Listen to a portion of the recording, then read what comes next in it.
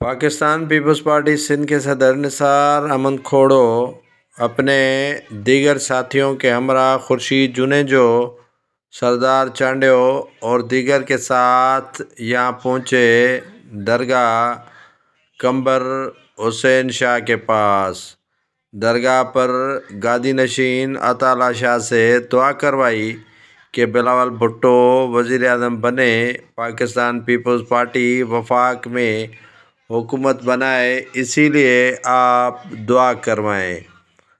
عطا اللہ شاہ نے حسین شاہ کی مزار پر جا کر پاکستان پیپلز پارٹی کے حق میں دعا کی اور دعا کے ساتھ یہ بھی کہا کہ پاکستان پیپلز پارٹی کے انشاءاللہ چانسز ہیں ملک میں بلاول بھٹو زرداری کے وزیر اعظم بننے کے۔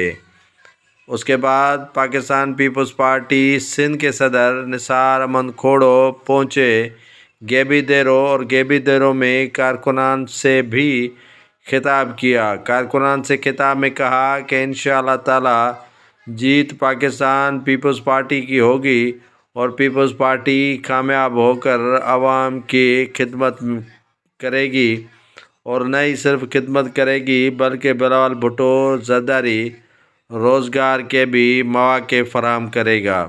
پاکستان مسلم لیگ ہو یا پی ٹی آئی ہو، ان میں اتنا وہ نہیں کہ عوام کی خدمت کر سکیں۔